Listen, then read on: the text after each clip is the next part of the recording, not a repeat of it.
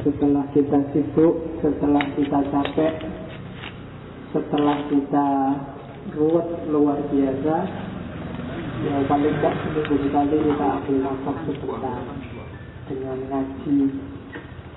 Makanya ngantuk tidak apa-apa, nggak usah malu kalau ada yang ngantuk, dan tidak usah dibikin malu kalau ada temennya ngantuk, dibiarin aja. Karena ngantuk itu anugerah, banyak orang yang susah tidur. Makanya biar saja. Syukur-syukur dengan ngaji ini, mungkin untuk urusan filsafatnya kamu susah menangkap, paling enggak ya manfaat bikin kamu ngantuk. Itu kan juga pahala. Oke, malam ini kita sudah sampai sesi cinta. Kemarin hari Valentine Day itu cuma di Indonesia Valentine Day tahun ini nggak terlalu wow, kalah sama pilkada. Jadi kelihatan nggak rame. Coba nggak ada apa-apa, mungkin banyak fatwa-fatwa berseliweran tentang bahwa Valentine Day itu haram. Ya nggak apa-apa lah. Kamu juga bisa bikin sendirian, nggak harus Valentine Day. Yang punya pacar ya tiap malam minggu itu Valentine Day. Yang gak punya pacar ya meskipun ya sudah dipatok hari kasih sayang, ya udah ada pasangannya, mau gimana. Oke, kita Valentinean sendiri malam ini. Bukan 14 Februari tapi 15 Februari. Dengan beliau, seorang sufi perempuan, Rabi'ah Al-Adawiyah Al-Basri, karena dari Basrah, Qaisiyah, karena dari suku Qais. Salah seorang sufi perempuan. Kalau sufi ulama ada beberapa yang perempuan. Kalau nabi saya tidak tahu, harusnya juga ada, karena Nabi itu kan puluhan ribu yang harus kita imani. Cuma yang kita ketahui dari Al-Quran itu 25. Dalam Al-Quran sendiri kita kenal misalnya Maryam. Maryam itu juga dapat ilham, dapat semacam wahyu, juga ditemui oleh Jibril.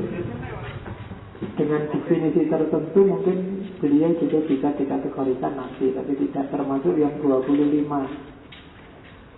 Kan waktu mau mengandung Isa itu kan malaikat Jibril datang terus ngasih ilham ke beliau bahwa sebentar lagi kamu akan mengandung.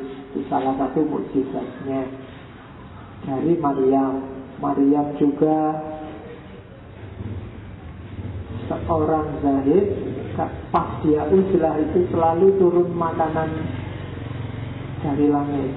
Itu yang bikin Nabi Zakaria heran. Nah, itu kan termasuk jenis mukjizat. Dengan definisi tertentu mungkin beliau sebenarnya termasuk Nabi, tapi tidak termasuk yang 25. Kenapa bukan Nabi? Ya karena memang tugas-tugasnya Nabi itu coraknya banyak yang maskulin. Ada tabligh, ada jihad, ada. Jadi Sehingga 25 itu yang diperkenalkan ke kita kebanyakan laki-laki. Tapi kalau sufi banyak, ulama perempuan banyak. Termasuk salah satu sufi ini Robi'ah Al-Adawiyah. Teman-teman mungkin pernah dengar, bahkan mungkin sering dengar beliau. Kalau dalam dunia tasawuf, Robi'ah Adawiyah ini yang dikenal mencetuskan tren baru. Apa kalau hari ini namanya tren, genre baru, pola baru, berinteraksi sama Allah. Kalau sebelumnya para sufi itu mentoknya seperti Hasan Basri dan kawan-kawan, itu mentoknya di khauf dan roja. Jadi sufi itu mendekati Allah jalurnya khauf sama roja. Khauf itu selalu takut, selalu khawatir, jangan-jangan keliru, jangan-jangan Allah marah, jangan-jangan Allah murka, sehingga pengabdiannya serius. Kalau roja itu berharap, semoga Allah meridhoi, semoga ini jalurnya roja, semoga Allah membantu kita, semoga kita diampuni. Ini namanya jalur roja. Sebelum Robi'ah itu para sufi mentoknya di khauf sama roja ini ketika berinteraksi sama Allah. Nanti Robi'ah memperkenalkan tren baru, tidak hanya nyampe di khauf dan roja. Karena kalau khauf dan roja itu masih berjarak sama Allah. Jadi antara takut sama berharap. Maka diperkenalkanlah oleh Robi'ah gaya baru namanya mahabbah. Nanti diikuti oleh banyak sufi selanjutnya seperti Rumi dan kawan-kawan. Minggu depan kita ngomong Rumi. Jadi itu istimewanya seorang Robi'ah. Kalau sejarahnya Robi'ah ini anak keempat, ya namanya aja Robi'ah. Nanti kalau Robi'ah atau anak kelima berarti bahasa Arabnya nggak lulus. Ya. Beliau kan orang Basra, mesti ngerti. Anak keempat, kakak-kakaknya juga semua perempuan. Sebenarnya ayahnya ini namanya Ismail, pinginnya Robi'ah ini laki-laki. Tapi kok ya lahirnya perempuan lagi, ya tidak apa-apa sudah. Ayahnya orang biasa-biasa, tidak termasuk dari kalangan ulama besar atau punya darah biru bangsawan, tidak.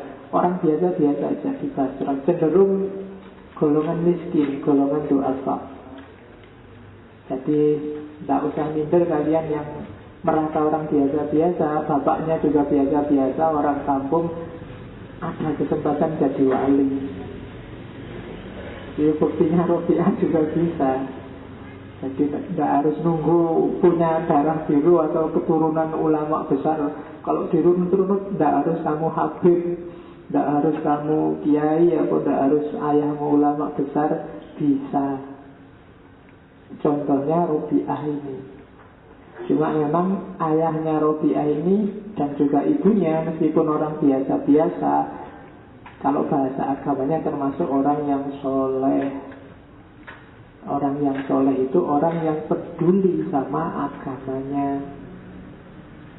Dan gaya ini nanti diwarisi anaknya. Ya tidak mungkin lah kalau orang tuanya cuek sama agama, tidak mungkin bisa melahirkan anak yang peduli sama agama. Karena pendidikan awal yang menentukan dalam keluarga. Pak Ismail ini miskin. Bahkan waktu Robi'ah menjelang lahir itu dia tidak punya apa-apa, minyak aja tidak punya, sehingga rumahnya gelap gulita. Sampai istrinya, Pak mbok pinjem-pinjem ke tetangga, itu loh tetangga sebelah kaya raya, itu loh rumahnya terang benderang, mbok sampean pinjem minyak dikit aja rumahnya biar terang, nanti aku kalau melahirkan Robi'ah ini gimana, gelap. Karena disuruh oleh istrinya, khawatir istrinya kecewa, ya didatangi rumahnya tetangganya yang kaya itu. Cuma dia berdiri aja di depan rumahnya. nggak mengetuk pintu, ya nggak teriak-teriak, terus pulang lagi 2-3 kali begitu. Karena dia ketika ditanya kok nggak diketuk pintunya, kok nggak bilang minta tolong ke tetangga, karena ternyata beliau punya prinsip nggak mau minta-minta selain pada Allah. Jadi prinsipnya begitu. Terus, nah waktu sedang galau-galaunya malamnya Pak Ismail ini mimpi ditemui oleh Nabi Muhammad. Jadi Nabi Muhammad bilang, tenang aja Pak. Ya ini ngomong bahasa Arab nih. Artinya begitu, tenang aja, putri sampeyan ini akan jadi pionir di zamannya. Dia akan, kalau di teksnya itu, dia akan diikuti oleh 7.000 ulama besar. Di teksnya begitu. Kalau Robi'ah Adawiyah itu kan teks yang paling terkenal kan dari Syekh Muhammad Atiyah Homis sama Syekh Abdul Mun'im Kondil. Dua-duanya naskah ini sudah diterjemahkan dalam bahasa Indonesia. Silahkan dicari. Jadi Nabi bilang, tenang aja, anakmu akan jadi orang besar. Nah, untuk mengatasi kesulitanmu hari ini, nulislah surat, kirimlah ke Amir Basroh saat itu.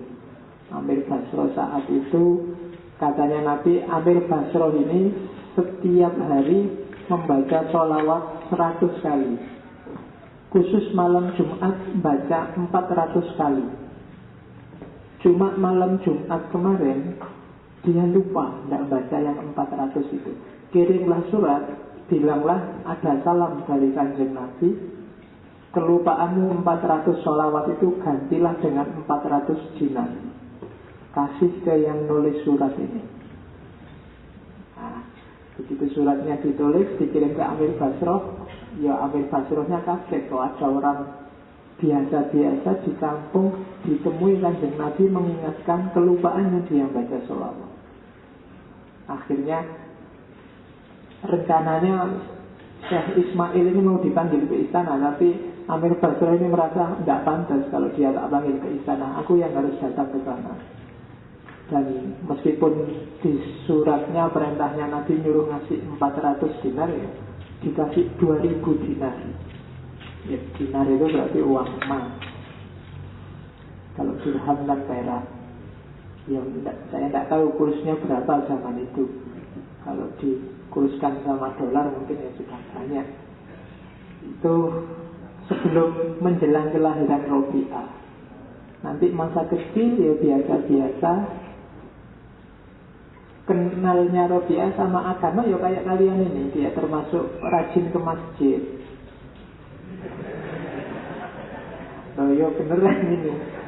Ya di Basra kan gak mungkin saya bilang rajin ke kampus.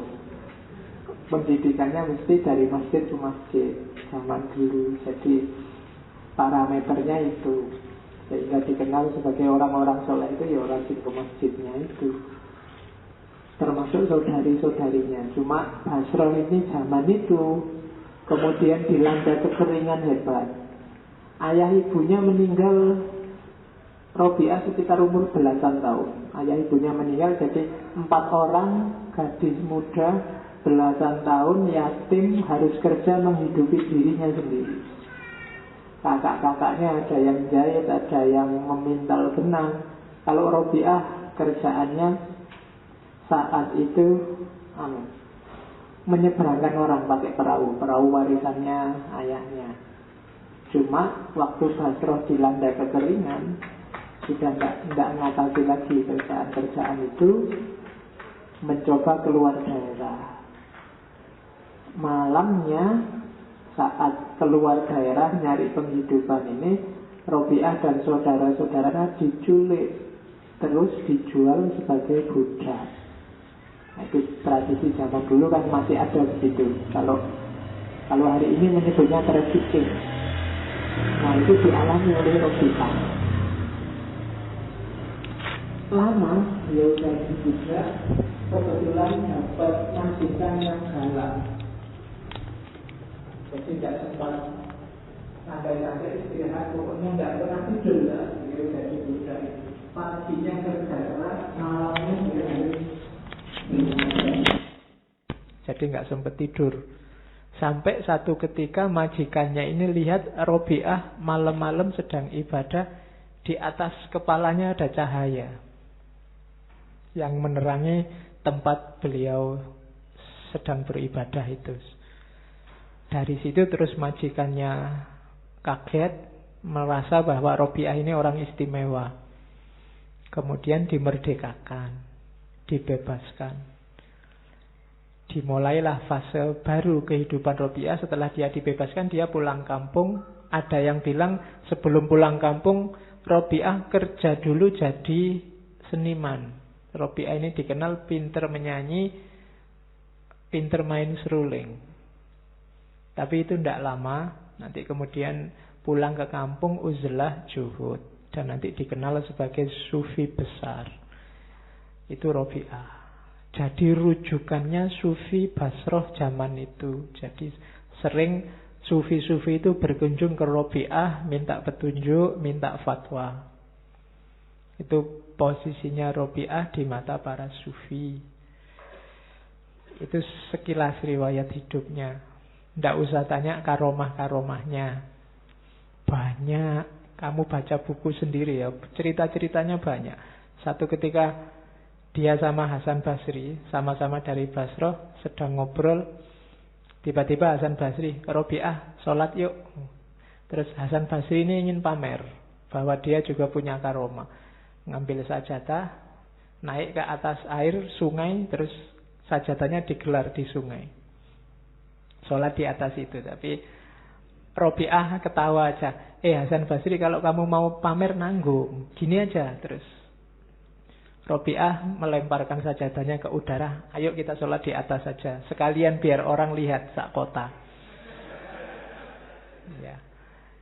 Terus Robiah bilang, apa kayak gini nih mbok anggap istimewa. Kalau sekedar bisa jalan di air, ikan juga bisa. Terbang kayak gini nih, burung sama lalat juga bisa. Tidak ada istimewanya. Yang istimewa adalah istiqomah kita di jalannya Allah. Itu salah satu cerita karomahnya. Yang lain-lain banyak. Yang di buku-buku banyak diceritakan, misalnya pencuri. Ada pencuri itu masuk ke rumahnya Robiah.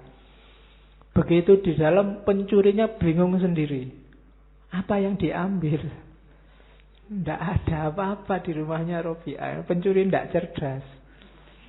Wong ngerti orang miskin tidak punya apa-apa, zuhud uzlah kok dicuri. Tidak ada apa-apa. Kabarnya hanya ada kendi satu. Itu pun nggak berharga. Terus pencurinya, daripada nanggung sudah kendi ini dibawa. Begitu kendinya diangkat, dia mau keluar, pintunya hilang. Dia nyari pintunya tidak ada. Kendinya dikembalikan lagi. Pintunya kelihatan. Terus, itu pintunya di situ ya pokoknya. Terus tak ambil lagi kendinya, hilang lagi pintunya. Ya. Itu karomahnya Robiah. Tapi pagi-pagi Robiah ngerti, wah kasihan sekali kamu kesini nggak dapat apa-apa. Yuk tak kasih sesuatu biar pulangnya tidak tangan hampa. Ya, sama Robiah tidak dikasih barang, tapi diajari bermunajat, berdoa pada Allah. Nanti kabarnya maling ini akhirnya jadi salah satu pengikutnya Robiah. Oke, ya alhamdulillah malingnya di rumahnya Robiah. Keluarnya jadi sufi. Nah, iya kan, maling di rumahnya wali kan ya keluarnya jadi wali.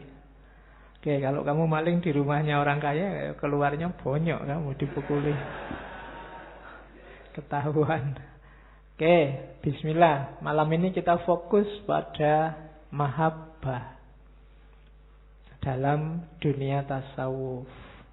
Robiah kabarnya tidak menikah. Makanya judul kitabnya Syekh Abdul Mun'im Qondil itu kan Robiah Adawiyah Al-Dhro'ul Basroh Al-Batul. Batul itu tidak nikah. Jadi versi-versi Arab biasanya menyebut Robiah ini tidak nikah. Tapi versi Indonesia misalnya Di Ukudulu Jennya Syekh Nawawi Al-Bantani itu menyebut Nabi Robi'ah sempat menikah.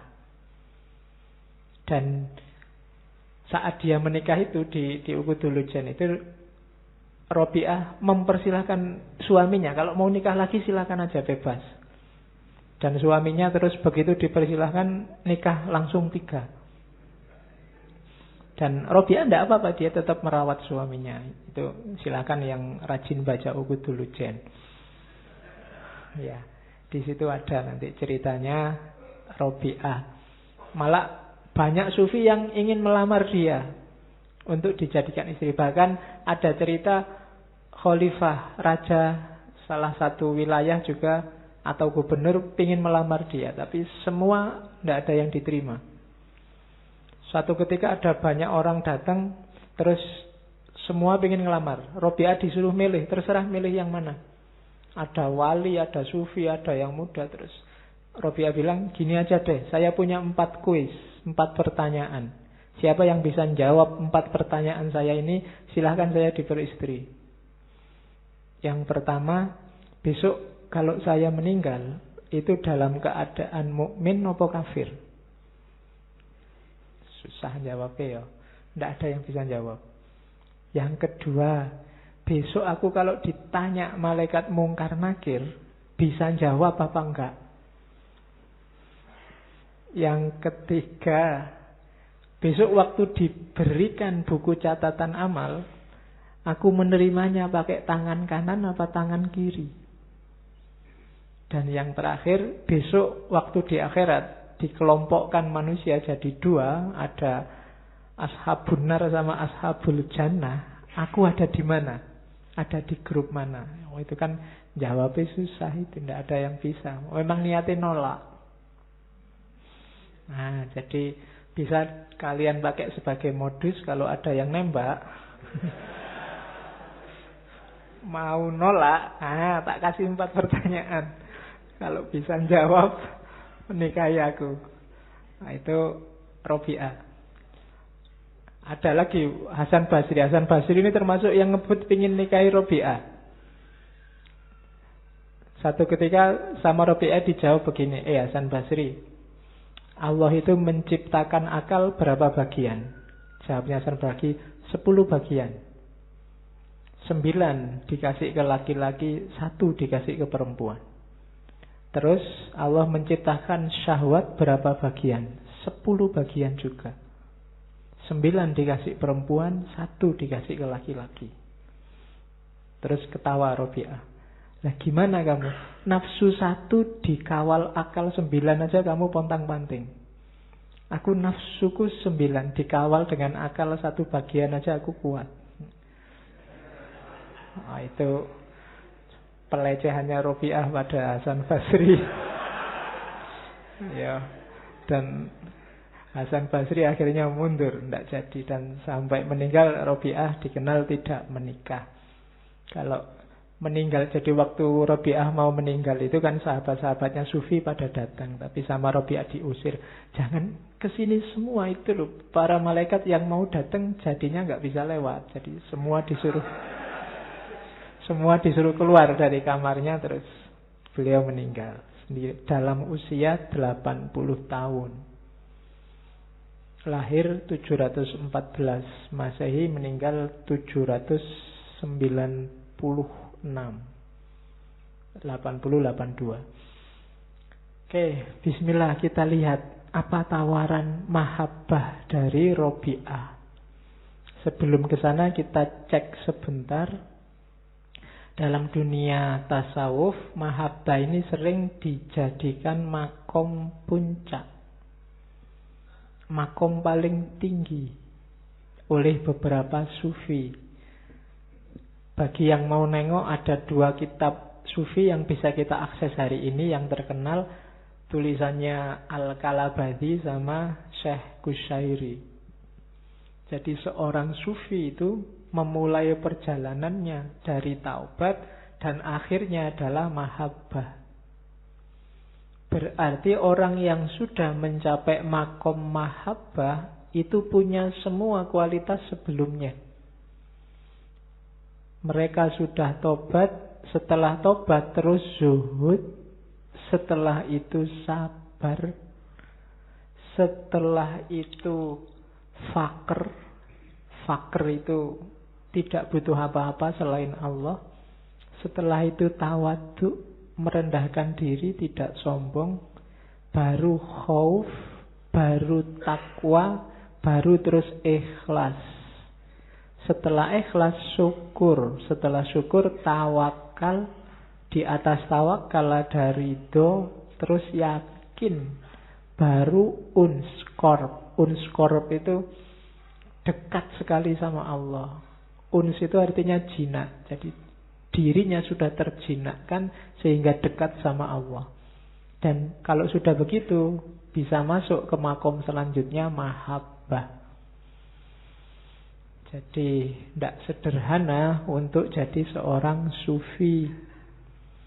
Saya tidak tahu, setiap makom itu bisa bertahun-tahun. Dan dari setiap makom biasanya nanti ada akhwal.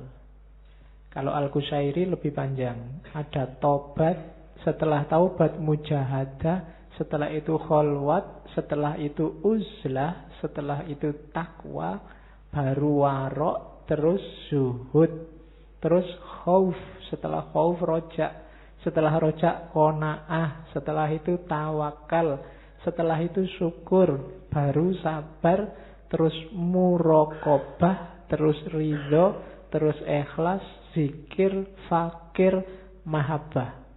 Dan puncaknya mahabbah itu syauk. Syauk itu ya kerinduan yang dalam pada Allah. Jadi sebenarnya jadi satu. Kalau sudah mahabbah ya pasti dia mengalami syauk. Itu Al-Qushairi.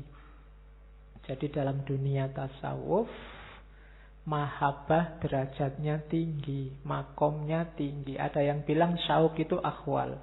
Kalau kita nyampe di makom mahabbah, kita akan dianugerahi oleh Allah syauk, kerinduan yang senantiasa pada Allah. Ini makom.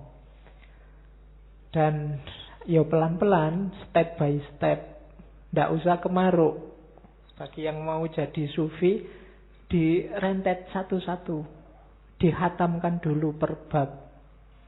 Setelah tobat, mujahadah.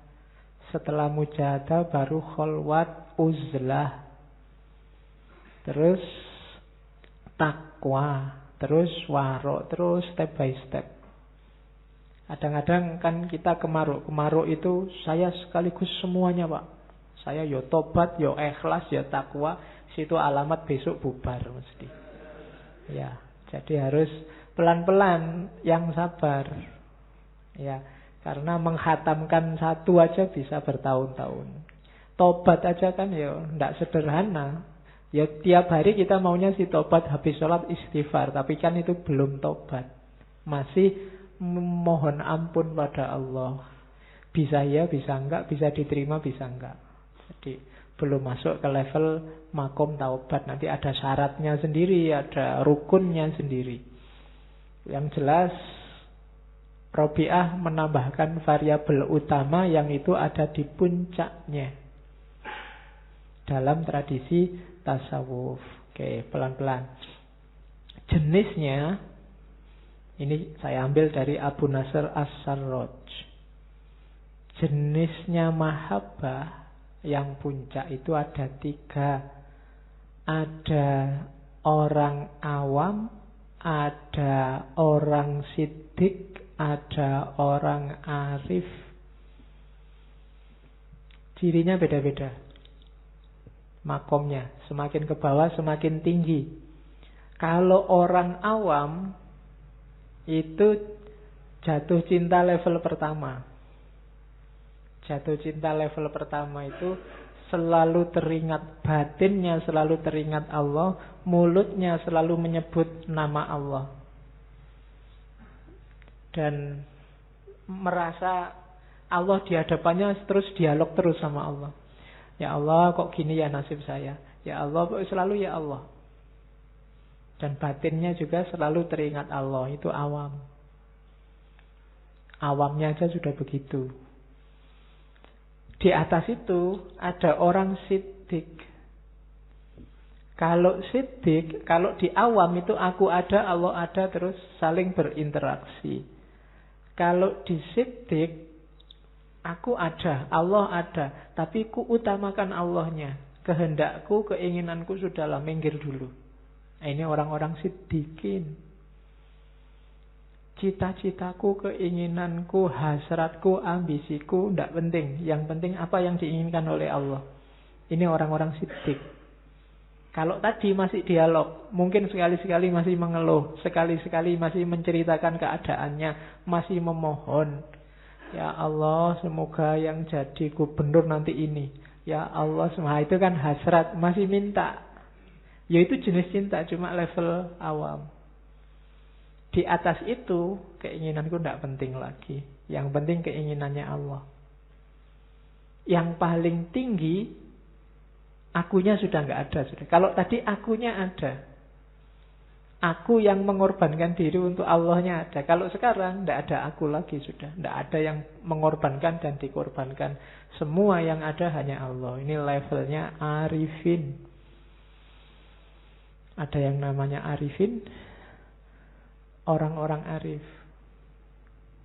Kalau dalam Islam, dunia tasawuf, alim yang jadi ulama dengan arif yang jadi urofa itu beda maksudnya. Kalau alim itu biasanya konotasinya ke ilmu yang bisa dikejar, ilmu husuli. Kalau arif itu biasanya irfan, ilmu-ilmu laduni. Pengetahuannya dianggap lebih dalam, lebih sejati. Makanya cintanya orang arifin, ada cintanya siddiqin, ada cintanya awam. Jadi istilahnya arif, bukan alim. Jadi kalau arif jamaknya urofa, kalau alim jamaknya ulama. Ya ulama itu penting, mereka warasatul anbiya. Cuma ilmunya ilmu yang kelihatan, ilmu husuli, ilmu yang dikejar, diwariskan. Kalau urofa itu ilmunya ilmu batin, ilmu laduni yang dianugerahkan langsung oleh Allah. Alim itu kayak makom, kita yang mengejar. Kalau irfan itu kayak akhwal, Allah yang menganugerahkan. Yo, harus ada usaha dari kita, baru Allah nanti ikut intervensi, nanti jadi urofa. Oke, jadi jenisnya itu mahabbah itu. Kalau kita mungkin awam saja belum. Jadi kita paling masih pra-awam. Ya kan, kamu kan masih belum berani bilang saya jatuh cinta sama Allah. Karep kita masih banyak. Allah masih belum selalu nomor satu dalam hidup kita. Ya pelan-pelan. Jadi hari ini kan kita selalu sibuk dengan hal-hal yang tidak esensial. Ya pelan-pelan belajar. Ngaji kayak gini, tema-tema kayak gini kan kelihatan tidak penting hari ini. Mungkin politik lebih penting, kuliahmu mungkin lebih penting, masa depanmu lebih penting. Kayak makanan, yang kayak gini ini kan semacam cemilan mungkin dalam hidup kita hari ini, bukan makanan utama. Padahal harusnya ini makanan utamanya, tapi jadi cemilan. Harusnya pilkada itu cemilan, kuliahmu itu cemilan, kamu punya uang apa bokeh itu cemilan, IP-mu 4 apa 3 apa 2 itu cemilan. Makanan utamanya harusnya yang esensial semacam ini. Cuma kita sering yang harusnya cemilan jadi makanan utama, yang harusnya makanan utama jadi cemilan. Oke, awas kebalik ya. Kita sering salah meletakkan prioritas dalam hidup. Jangan salah, ini jangan dianggap ilmu tua. Hanya orang-orang tua yang harus paham ini. Karena hidup kita sekali dan batasnya kita tidak ngerti. Tidak selalu yang lebih tua berangkat duluan. Karena biasanya yang larinya lebih cepat itu yang muda. Yang tua kan pelan-pelan, santai. Yang ambisius yang muda. Nah, yang lebih cepat itu kan bahan bakarnya bisa lebih cepat habis. Jadi selalu kembali ke yang esensial. Hati-hati dengan yang sampingan pinggiran. Jangan ketipu. Jangan hidup mati untuk cemilan. Hidup matinya harus untuk yang utama. Oke. Terus, kalau dalam tasawuf ada istilah-istilah, saya perkenalkan sebentar saja. Istilah-istilah untuk cinta, sifatnya berjenjang. Ini sebenarnya nggak cuma untuk ilahiyah, tapi memang awalnya teori ini dibikin untuk cinta ilahiyah. Yang pertama al-ilaqah. Al-ilaqah itu fase cinta paling awal. Ketika seseorang merasa terikat, merasa tergantung. Kalau objeknya Allah, ya merasa tergantung sama Allah. Fasenya berarti al-ilaqah. Fase awal ketika kamu jatuh cinta, ketika wajahnya selalu terbayang, mau tidur ingat kamu, mau makan ingat kamu. Al-ilaqah. Lebih dalam lagi al-iradah. Al-iradah ini lebih dari ilaqah, sudah mulai hanya engkau yang aku inginkan. Iradah itu kan keinginan. Itu level lebih dalam. Ada lagi yang ketiga, lebih dalam lagi, namanya as-sobabah. As-sobab, sobba ya subuh, ketercurahan. Jiwa lahir batinmu kamu curahkan hanya untuk dia. Itu level as-sobabah. Lebih dalam lagi ada al-ghorom. Ghorom itu nyala. Jadi sekarang kamu hidup demi dan hanya untuk cinta. Cintamu menyala terus. Itu al-ghorom. Lebih dalam lagi al-widad, yang nanti jadi mawaddah. Arti asalnya kelembutan. Kelembutan itu berarti apa? Cinta yang tulus, tidak ada pamrihnya apapun. Lebih dalam lagi namanya as-syaghaf. Syaghaf ini cinta yang mendarah daging sudah. Gen masuk. Makanya waktu majikannya Nabi Yusuf itu jatuh cinta sama Nabi Yusuf, kan ada istilah qad saghafaha hubba. Jadi sudah terkiwir-kiwir sudah. Segalanya hanya dia, itu saghaf namanya. Oke. Lebih dalam dari saghaf ada ishq. Ishq ini ayat cinta yang memabukkan. Orang mabuk itu kan sudah lupa kiri kanan. Pokoknya semuanya tidak penting. Dunia hanya kita berdua. Itu ishq. Apapun, kapanpun, dimanapun, hanya engkau yang kurindukan. Itu ishq. Lebih dalam dari ishq, tayammum. Bukan, ini tidak ada hubungannya sama wudhu ya. Tayammum itu perendahan diri. Kamu tunduk, kamu takluk di depan dia. Disuruh apapun oke mau. Jadi dia menyuruh apapun, kamu diminta untuk apapun terserah. Diperbudak pun tidak apa-apa. Itu namanya tayammum. Lebih dalam dari tayammum, ta'abbud. Kalau ta'abbud itu jangankan disuruh, tidak disuruh pun apa kebutuhanmu tak layani. Itu ta'abbud. Puncaknya al-khullah. Kalau khullah, ya itu kan nanti jadi kata-kata khalil itu. Khalilullah kayak Ibrahim. Kalau al-khullah itu sudah kemana-mana berdua sudah. Tidak akan ada aku tanpa kamu. Kamu dan aku harus selalu bareng. Nah, itu puncaknya, namanya al-khullah. Kita berdua tidak terpisahkan lagi. Itu al-khullah. Nah, ini level-level kedalaman cinta. Ya silahkan kamu analisis sendiri kalau yang punya pacar atau ada yang dicintai, dalamnya sampai apa?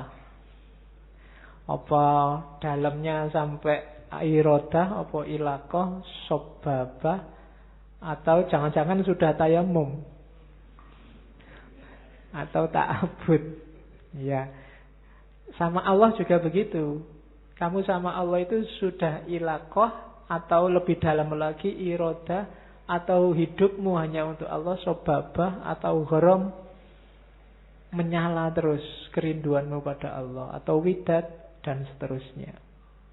Nah, ini level-level cinta. Atau jangan-jangan ilaqah juga enggak. Ilaqah itu kan Allahus Somad, hanya Allah tempat bergantung.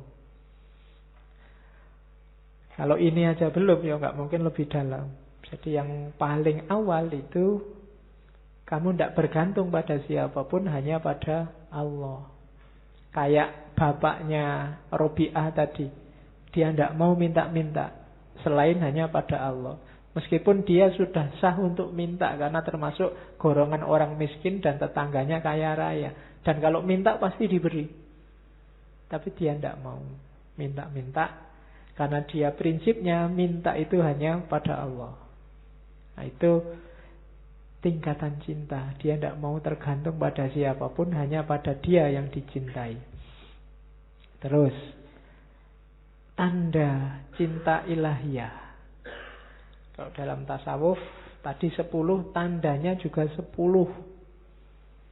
Ini boleh kamu jadikan alat untuk nguji pasanganmu cinta beneran apa enggak. Tapi ini maunya cinta ilahiyah sebenarnya. Yang pertama apa? Senang kalau bertemu kekasihnya. Kalau dalam sufi sampai ke level kasyaf. Kasyaf itu terbukalah tabir dan kelihatan keindahannya. Nah, itu kasyaf namanya. Lahirnya syahadah. Jadi senang. Jangan ngaku kamu jatuh cinta kalau sebel ketemu yang dicintai. Atau bosen. Bosen kamu lagi. Ya mesti bukan cinta itu. Apa yang lain tidak ada selain kamu? Itu berarti tidak cinta. Ya. Sama temen ya tidak harus pacar sih. Temen juga begitu. Kalau kamu bosen sama temenmu, bosen ketemu kamu lagi. Mbok yang lain yang lebih seger. Nah itu berarti belum masuk mahabbah. Cinta itu seneng untuk ketemu, bahkan cari-cari alasan biar ketemu terus.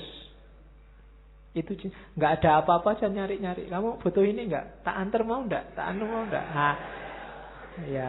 Padahal nggak minta diantar itu, ditawar-tawari. Itu berarti ada kemungkinan mahabbah. Terus mengutamakan apa yang dicintai Allah atas apa yang dicintainya. Itu kalau objeknya Allah, kehendak Allah duluan. Jadi kalau sama orang misalnya, kamu tidak mikir kamu suka baju warna apa, tapi pacarmu sukanya kamu pakai baju warna apa. Jadi itu mendahulukan yang dicintai daripada dirimu sendiri. Itu tanda-tanda cinta. Jadi Allah sukanya gimana? Kamu malam sih sukanya tidur. Tapi Allah suka loh kalau hambanya bangun sepertiga malam terakhir dan kamu bela-belain bangun. HP-nya kamu alarm. Begitu alarm bunyi, kamu bangun. Dimatiin lagi tidur. Ya. Ya kan Allah nyuruh bangun malam toh Pak. Ya enggak cuma bangun. Ya. Jadi kehendak Allah. Makanya kan ada cerita sufi itu, suatu ketika naik kapal di laut, ada badai. Semua orang panik kecuali sufi ini, tenang, tidak kacau. Waktu mbok sampai orang-orang marah, sampai ini sufi mbok berdoa biar badainya reda. Katanya sufi ini, loh kalau Allah menghendaki ada badai ya biar aja. Emangnya kehendakku sama kehendaknya Allah menang siapa? Ya tetap menang kehendaknya Allah. Ya kita terima aja, tidak apa-apa. Mati kan sudah waktunya. Sakit ya berobat, kan gitu aja toh. Biar aja Allah menakdirkan apa. Ya nanti ceritanya justru karena kepasrahan ini, terus yang lain juga ikut pasrah, akhirnya badainya reda. Karena Allah juga tidak tega kan. Orang sudah, wah sayang sekali padaku, ya aku juga sayang padamu. Badainya reda. Oke, jadi kepentingannya didahulukan. Terus yang ketiga, Selalu ingat pada Allah, memperbanyak zikir pada Allah, itu tanda-tanda cinta. Kalau cinta kok nggak selalu ingat dia, omong kosong, berarti nggak cinta. Waduh, aku lupa kalau punya pacar, berarti nggak. Ora mungkin itu wis. Iya ya, enggak, pasti enggak. Kalau cinta itu enggak pakai disuruh, pasti ingat. Terus suka kalau berduaan, kalau sama Allah namanya berkholwat. Munajat itu ngobrol sama Allah. Atau membaca kitabnya. Kalau kalian dapat surat dari pacar atau pacarmu ngirim WA panjang ngomong apa, itu kan tidak kamu hapus-hapus. Ini WA dari dia. Padahal mungkin isinya podo. Kemarin bilang I miss you, I love you. Sekarang I miss you, I love you. Itu nggak kamu hapus 1 bulan. Semuanya sama. Kenapa? Karena kamu cinta. Jadi kitabnya menurut kamu jadi penting. Karena membaca kitab itu mengingatkan kamu pada dia. Jadi kalau ada orang Islam ngaku cinta sama Allah tapi males ngaji, itu omong kosong. Tidak mungkin. Kayak kamu kalau jatuh cinta, kok pacarmu ngirim WA terus kamu alah tidak usah dibaca. Buat apa? Itu omong kosong, berarti tidak suka, tidak cinta. Jadi ciri yang keempat, suka kalau berduaan. Ayo Pak, kalau ini kan nggak perlu saya jelaskan, kamu paham lah. Mana ada orang jatuh cinta sukanya rame-rame, mesti pinginnya berduaan. Oke, terus makanya yang tidak punya pacar ya kamu toleran kalau ada temenmu baru ya. Lah ya kan, masa malam mingguan pacarmu diapeli kamu ikut ganggu, ikut nemuin, ikut ngajak ngobrol, itu namanya tidak toleran. Oke, mesti ingin berdua ya.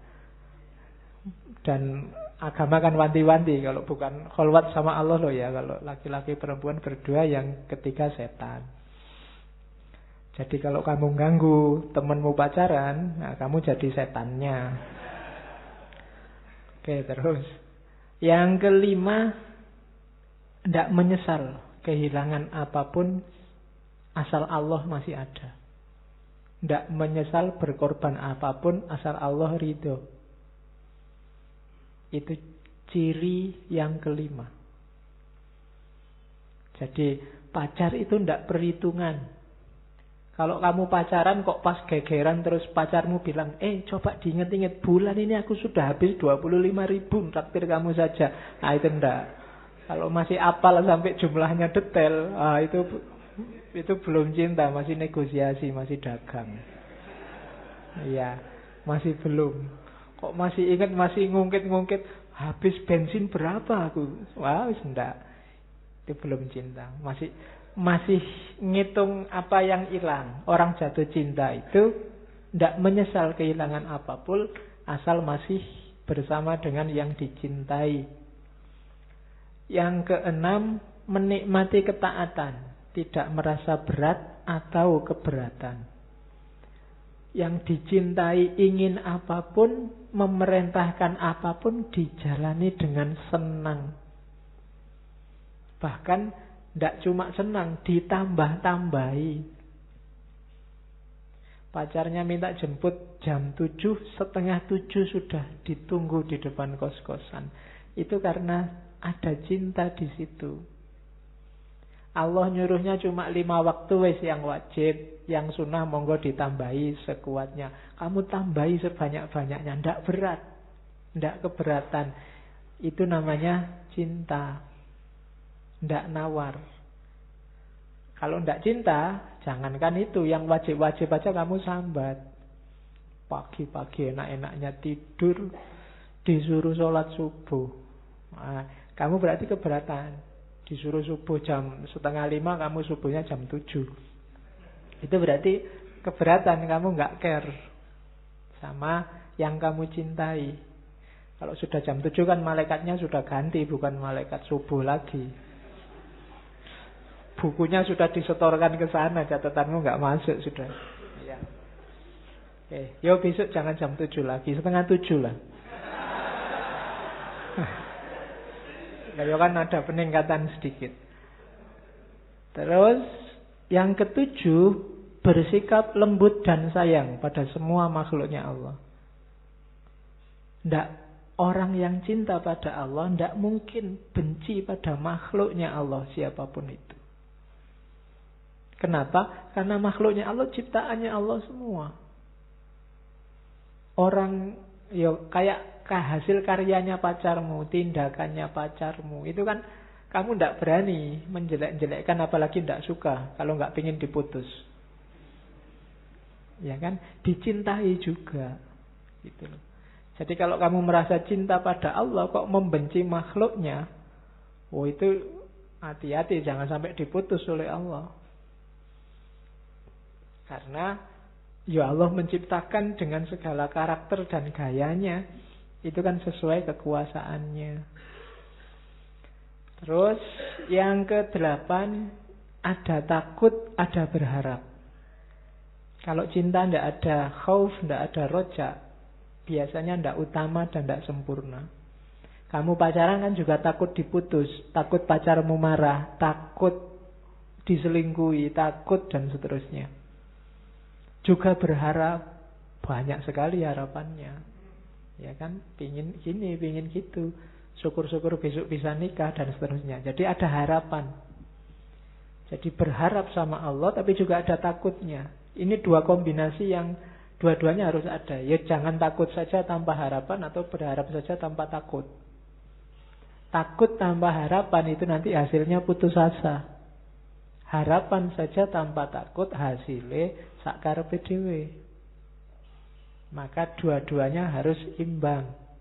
Yang ke-9, biasanya orang jatuh cinta itu cenderung tidak pamer. Tidak memamerkan cinta sebagai wujud pengagungan pemuliaan. Kalau masih pamer, itu biasanya belum mendalam. Masih pingin dipuji orang, wah cakepnya pacarmu, mesti gitu.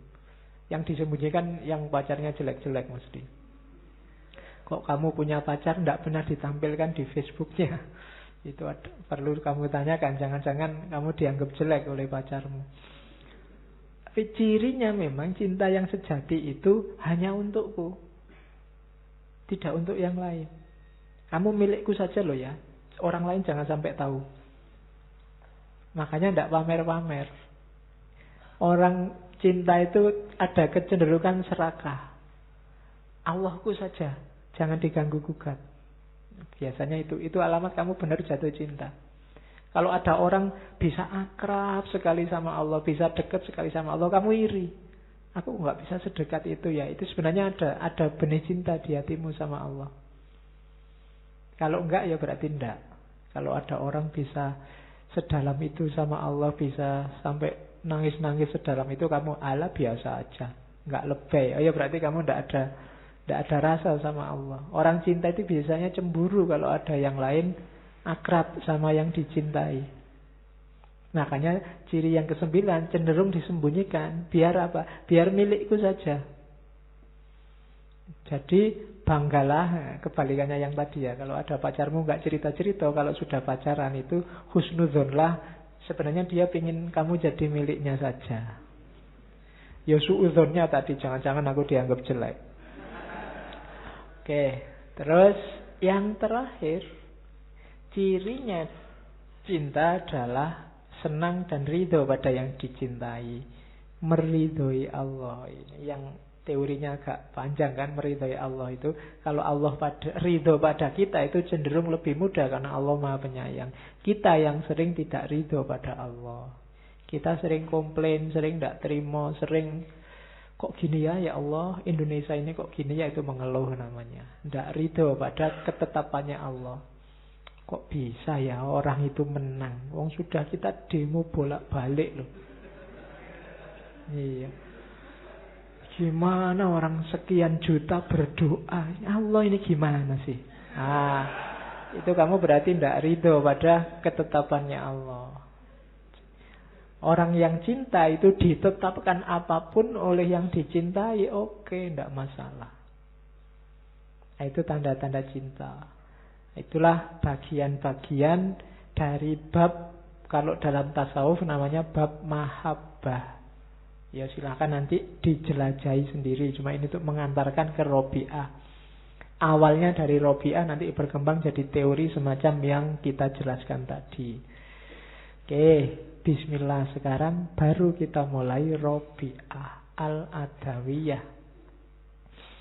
Jadi Robi'ah ini nanti ya dia tidak pernah bikin teori yang komprehensif. Para ulama dan sufi yang lain yang mengutip-ngutip syair dan kalimat-kalimatnya Robi'ah.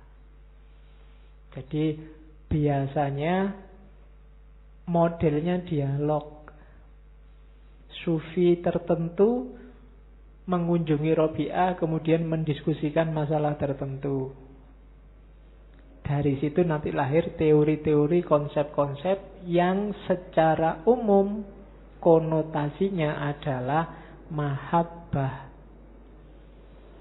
Oke, kalau ada yang tanya, pertama, apa sih cinta itu? Apa sih mahabbah itu? Jawabannya Robi'ah, sukar dijelaskan. Apa hakikat cinta itu? Sudah banyak orang pingin ngomong tapi tetap tidak memuaskan. Katanya Robi'ah, cinta itu ia hanya memperlihatkan kerinduan, gambaran perasaan. Hanya orang yang merasakannya dapat mengetahui. Secanggih-canggihnya, sebanyak apapun kamu baca buku tentang cinta, kalau tidak pernah jatuh cinta, sebenarnya kamu belum tahu apa itu cinta. Meskipun tadi kamu sudah menghafalkan ciri-ciri cinta, tingkatan cinta, model-model cinta, tapi kalau kamu sendiri belum pernah mencintai dan belum pernah jatuh cinta, yo ndak ngerti kamu apa itu cinta. Hanya yang merasakan. Jadi kalau ada temenmu kok sok menasehati, ndak usah pacaran. Pacaran itu mengganggu kuliah. Kamu pernah pacaran? Oh, ndak pernah, ndak valid. Ya, ndak valid. Yang valid itu ya kamu ngalami sendiri. Wong ini urusan perasaan. Sama kayak rasa yang lain sebenarnya. Pedes, manis, asem. Itu kan menjelaskannya susah. Manis adalah ya ndak bisa sudah. Asem adalah kalau hidupmu kamu tempelkan di ketek. Ya susah juga ya. Asem itu apa ya? Menjelaskannya susah. Ya rasakan sendiri aja. Sama kayak cinta. Apalagi cinta ketuhanan, katanya Robi'ah. Kenapa?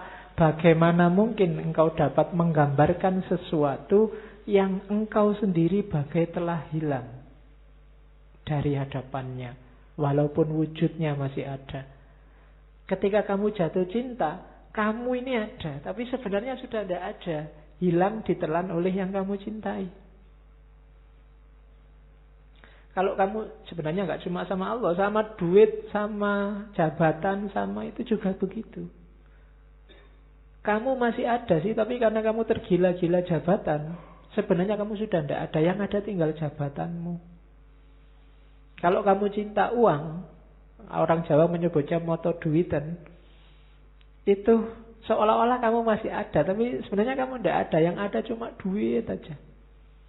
Kamunya sendiri hilang, ditelan oleh cintamu pada uang, sehingga pikiranmu, perasaanmu, orientasinya selalu pada uang.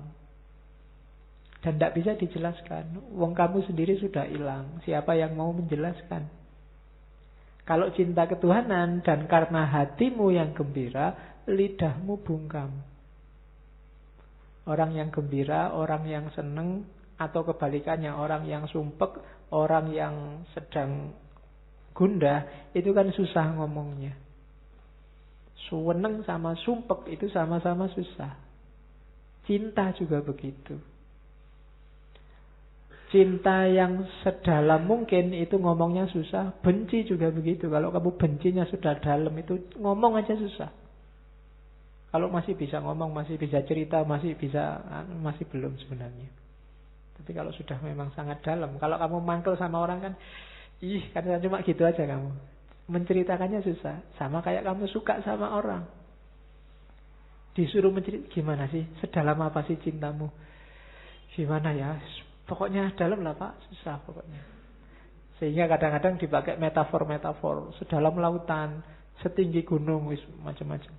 Gunung pun kudaki, lautan ku seberangi. Itu kan metafor. Kenapa? Susah dijelaskan. Jadi tidak usah ada pertanyaan apa itu cinta. Jalani saja. Itu maunya Robi'ah ketika ditanya. Ya kalau gitu ciri-cirinya deh. Ya kalau cirinya, katanya Robi'ah, antara lain ini loh. Yang pertama, yang namanya cinta itu biasanya tidak ada jarak antara yang mencintai dan yang dicintai. Yang pertama, kalau masih ada jarak, masih ada aku dan kamu. Kalau aku begini, kalau kamu begitu, itu biasanya masih belum. Masih negosiasi. Terus, yang kedua apa? Cinta itu ungkapan dari rasa rindu. Oleh karena itu, susah dijelaskan. Hanya bisa dirasakan. Yang bisa memahami yang merasakan. Barang siapa menuturkan, ia sendiri tidak dapat dituturkan. Sama kayak tadi, bagaimana engkau menuturkan sedangkan engkau sendiri lenyap di hadapannya. Lebur dengan wujudnya, sirna karena menyaksikannya. Dalam kondisi sehat engkau mabuk dibuatnya. Oke. Dengan memusatkan perhatian kepadanya engkau jadi mantap. Dengan bersenang-senang dengannya engkau jadi sedih. Kebalikannya ya. Semakin dalam cintamu, biasanya semakin kamu sedih, khawatir berpisah.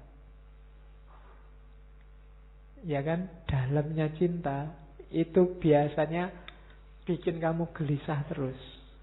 Jangan-jangan nanti tidak jadi ini, jangan-jangan nanti, ya selalu begitu. Terus rasa takut membentengi lisan untuk bicara, rasa bingung menahan hati untuk mengungkapkan, rasa cemburu mendinding mata untuk melihat, rasa kebesaran mengikat akal untuk mengaku. Tiada dalam cinta selain kebesaran yang langgeng, kebingungan yang melekat, hati yang rindu, rahasia yang tertutup, badan yang terasa sakit dan tidak aman. Cinta dengan segala keunggulannya telah menguasai hati. Jadi hakikatnya cinta itu tidak bisa dijelaskan. Isinya paradok-paradok. Isinya antara kemantapan dan kebingungan, antara kegembiraan dan kesedihan, antara jasmani dan rohani. Susah dijelaskan pokoknya. Hakikatnya itu. Maka semakin banyak orang ngomong tentang cinta, sebenarnya dia belum tahu hakikatnya cinta. Jadi kamu tidak perlu capek-capek nulis buku cinta tebel-tebel atau membaca buku cinta tebel-tebel. Tidak ada gunanya. Karena cinta itu, kayak katanya Gibran, telah cukup untuk cinta. Rasakan saja. Kamu tidak perlu cari teori membahagiakan pacar dalam waktu 60 detik. Tidak iso. Kan ada sekarang tips-tips begitu, tips and trick. Nah, banyak kan buku-buku itu. Mencintai Allah dalam waktu 60 hari, ya tak bisa.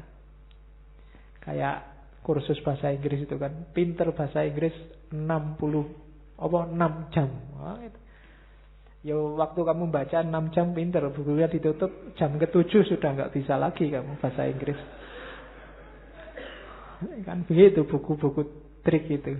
Jadi hakikatnya cinta itu susah dijelaskan, hanya rasa. Kalau dijelaskan mumet, serba paradok. gembira dan sedih, mantap dan bingung, dan seterusnya. Yang bisa kita lihat hanya manifestasinya. Oke, kita masuk sekarang ke gimana terus prakteknya. Menjelang mencintai ada dua hal utama yang jadi bagiannya cinta. Itu saya pakai kalimat menjelang mahabbah. Apa? Taubat dan ridho.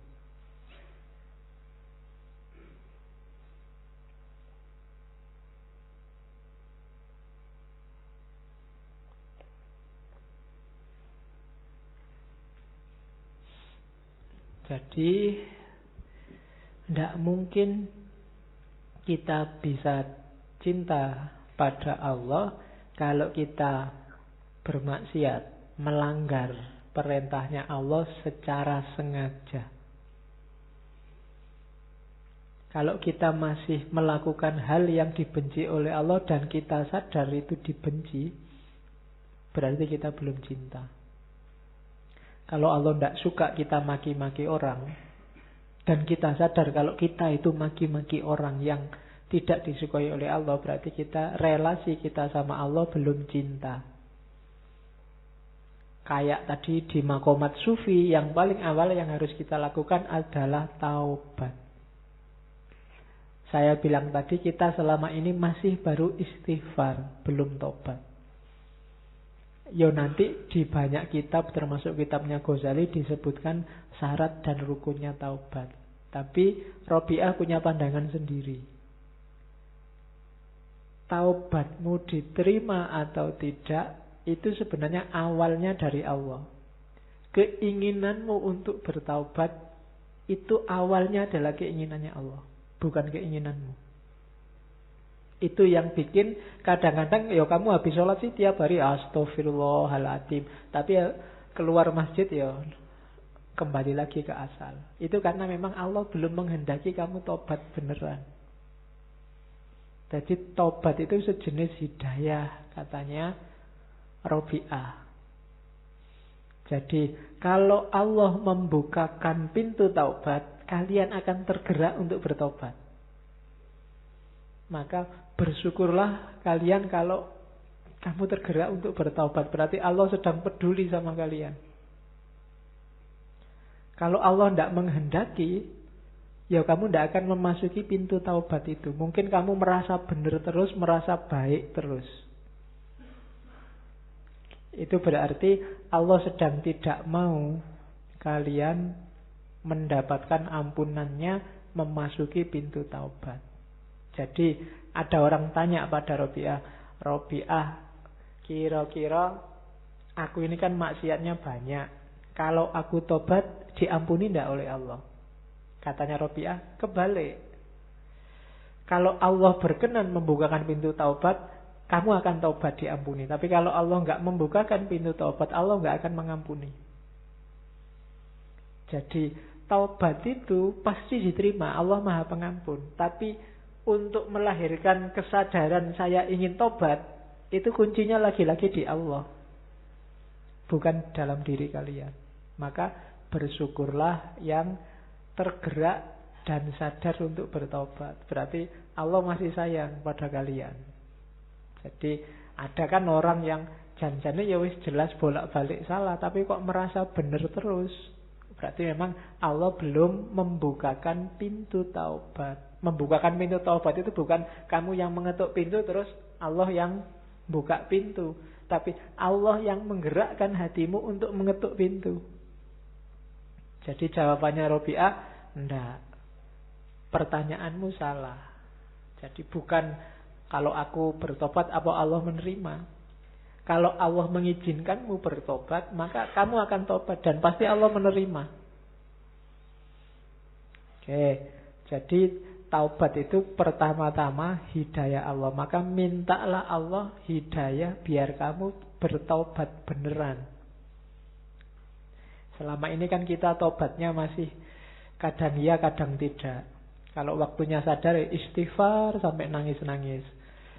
Tapi kalau waktu kumat, kembali lagi ke asalnya. Itu namanya masih belum serius. Kalau pas kepepet, alah Pak nanti tobat lagi kan hilang Pak. Ya berarti memang belum tobat. Allah belum menggerakkan hatimu untuk tobat. Oke, jadi syaratnya untuk bisa mencintai ya memang membersihkan diri. Jalur pertama tobat. Jalur kedua apa? Ridho. Ridho kayak tadi ya. Ridho itu bukan kamu minta Allah meridhoi. Kalau ini kebalikannya tobat. Kalau tobat, mintalah Allah akan menggerakkan hatimu bertobat. Kalau ridho, jangan minta Allah meridhoimu. Allah itu sangat sayang padamu, pasti meridhoimu. Tapi engkaulah yang ridhoilah Allah dengan segala ketetapannya. Jadi ini teorinya dibalik-balik oleh Robi'ah. Kita kan biasanya, mari kita minta ridhonya Allah. Semoga Allah meridhoi kita. Itu gampang. Sekarang kita balik. Mari kita meridhoi Allah. Tidak berani ya kamu bilang gitu.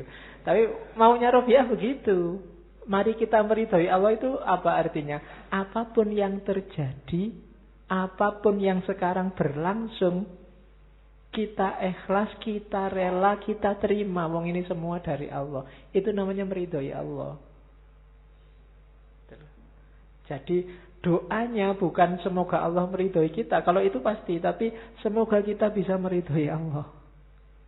Kita bisa rela dengan semua ketetapannya Allah. Kita tidak komplain. Kita tidak terima dengan keputusannya Allah. Kita tidak merasa galau dengan segala ketetapannya Allah. Nah, itu namanya ridho pada Allah. Radhiyallahu anhum wa radu anhu. Jadi Allah meridhoi mereka dan mereka juga ridho pada ketetapannya Allah. Nah, ini teori kedua. Jadi kita selama ini konsepnya agak terbalik. Kita merasa tobat itu dari kita, kalau ridho dari Allah. Kalau di Robi'ah kebalikannya, tobat itu dari Allah, kalau ridho dari kita. Nah, cuma ini harus dijelaskan agak panjang. Kamu jangan nanti khutbah Jumat tiba-tiba ngomong ini. Tidak dijelaskan asal-usulnya. Jadi maksudnya tobat itu dari Allah. Kalau Allah menggerakkan hati kita untuk bertobat, kita akan tobat dan pasti diterima oleh Allah. Kita meridhai Allah itu berarti kita rela dengan semua ketetapannya Allah tanpa komplain, tanpa mengeluh. Oke, jadi sebelum mahabbah dua hal ini harus ada. Menjelang mahabbah. Oke. Kalau ini sudah ada, kita tumbuhkan rasa cinta. Masih menjelang mahabbah apa? Seraplah segala yang mungkin membuatmu jatuh cinta sama Allah. Nanti ini kalau di Ghazali lebih jelas. Kalau di Ghazali kan di Ihya itu bilang, apa sih yang membuat kamu jatuh cinta? Kalau kamu bilang, yang cantik-cantik Pak. Yang maha cantik itu Allah. Jadi harusnya yang paling kamu cintai Allah. Saya suka dengan yang baik-baik Pak. Loh, yang maha baik, paling baik di alam semesta ini Allah. Siapa lagi kalau bukan Allah yang paling baik? Harusnya kamu jatuh cinta sama Allah. Saya mungkin perempuan, saya suka yang maco-maco Pak, yang kuat Pak. Loh, yang paling kuat dan kuasa itu Allah. Harusnya kamu jatuh cinta sama Allah. Saya suka yang indah-indah Pak. Yang paling indah itu Allah. Harusnya juga kamu jatuh cinta pertama-tama sama Allah. Nah, itu Ghazali. Jadi menyerap keindahan dan keagungan Allah. Hasilnya pasti cinta. Kalau di Robi'ah kan ada syairnya. Jadi Tuhan, semua yang aku dengar di alam raya ini, ocehan burung, desir dedaunan, gemercik air di pancuran, nyanyian burung bersahutan, hembusan angin, suara halilintar, dan suara kilat yang berkejaran. Kini kusadari sebagai tanda bukti atas keagunganmu dan sebagai saksi abadi atas keesaanmu. juga sebagai kabar bagi manusia bahwa tak satu pun ada yang menandingimu dan menyekutuimu. Jadi ini sebenarnya syair ini muncul ketika Robiah merasa galau. Aku ini termasuk wanita solihah, kok pekerjaannya main seruling dan menyanyi. Jangan-jangan Allah tidak suka ini. Tapi setelah dia mendengarkan alam semesta, melihat keindahan alam, dia sadar bahwa ternyata bunyi-bunyian, termasuk segala keindahan yang lain, itu justru menunjukkan keberadaan Allah. Mulailah dia jatuh cinta sama Allah, serulingnya ditinggalkan, nyanyinya ditinggalkan. Bukan karena seruling dan nyanyi mungkin menurut dia sesat, tapi karena dia mulai jatuh cinta sama Allah. Kalau sekedar suara, kan dia melihat alam semesta ini isinya penuh dengan suara. Kalau suara seruling itu dianggap sesat, berarti semua suara yang lain juga bisa. Ada suara halilintar, suara burung ngoceh, kalau suara itu sesat. Cuma Robiah tidak karena itu dia meninggalkan serulingnya, tapi karena dia tergetar menyerap keindahan dan keagungan Allah.